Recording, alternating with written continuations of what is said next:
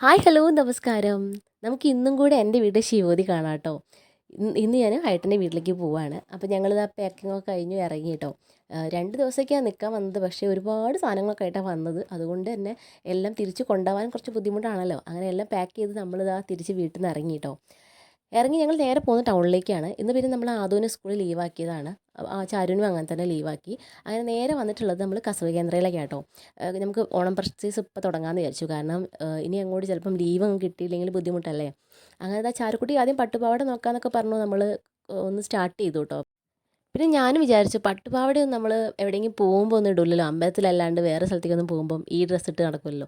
അങ്ങനെ നമ്മൾ പറഞ്ഞു എന്നാൽ പിന്നെ വേറെ കുറച്ച് നോർമൽ ഡ്രസ്സുകൾ നോക്കാമെന്ന്. അങ്ങനെ ഈ പട്ടുപാവാടയൊക്കെ മാറ്റി പിടിച്ച് ഞങ്ങൾ നോർമൽ ഡ്രസ്സുകളിലേക്ക് കടന്നു. അതിനിടയിൽ ചാരുക്കുട്ടി ഓടിപ്പോയി ഓരോ ഡ്രസ്സ് എടുത്ത് കൊണ്ടുവരാം കേട്ടോ. ഇത് പറ്റുമോ ഇത് പറ്റുമോ ചോദിച്ചിട്ട്. പക്ഷെ നമ്മൾ ഒന്ന് 2-3 സെലക്ട് ചെയ്തു. അവൾക്ക് ഇഷ്ടപ്പെട്ടത് 2 അവളൊന്ന് ഇട്ട് നോക്കി. രണ്ടും നല്ല ഭംഗിയായിട്ട് തോന്നിയപ്പം രണ്ടും അവൾക്ക് അങ്ങോട്ട് എടുത്തു കേട്ടോ.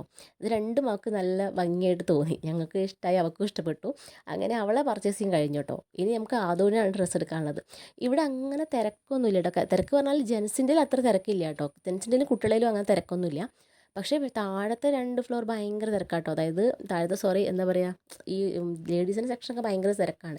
ഇത് നമ്മൾ ബില്ല് ചെയ്യാൻ വേണ്ടി പുറത്തേക്ക് ഇറങ്ങിയതാണ് കേട്ടോ. ബില്ല് ചെയ്യാൻ ഇറങ്ങിയപ്പോഴത്തേക്ക് തിരക്കോട് തിരക്കാണ്. അങ്ങനെ നമ്മൾ അവിടുന്ന് പർച്ചേസ് ചെയ്യാൻ കഴിഞ്ഞ് തിരിച്ചിറങ്ങി കേട്ടോ. ഇനിയിപ്പം ഫുഡ് കഴിക്കുക എന്നുള്ള ലക്ഷ്യമാണ്. കാരണം 2 മണി കഴിഞ്ഞ സമയം. എന്തായാലും നമ്മൾ വീടിൻ്റെ അടുത്തുള്ള ആ ഭാഗത്ത് എവിടെയും നോക്കാമെന്ന് പറഞ്ഞിട്ട് നമ്മളിതാ നമ്മളെ നാട്ടിലെത്തിയിട്ട് ചെറുവണ്ണൂർ എത്തിയപ്പോഴാണ് ഇതാ ഈ ഒരു ബിരിയാണി സെൻറ്റർ ഓപ്പൺ ആയി കിടക്കണത്. ബിരിയാണി റെഡിയെന്ന്. സാധാരണ നമ്മൾ എപ്പോൾ ഇവിടെ കയറാൻ നോക്കുമ്പോഴും ഇവിടെ തുറന്നിട്ടുണ്ടാവില്ല. ഒന്നെങ്കിൽ ഇവിടെ കംപ്ലീറ്റ് കാലിയായിട്ടുണ്ടാവും കേട്ടോ നമ്മൾ ചെല്ലുമ്പോഴത്തേക്ക്. ഇന്ന് എന്തോ ഭാഗ്യത്തിന് നമ്മൾ ചെല്ലുമ്പം അവിടെ സംഗതി ഉണ്ട്.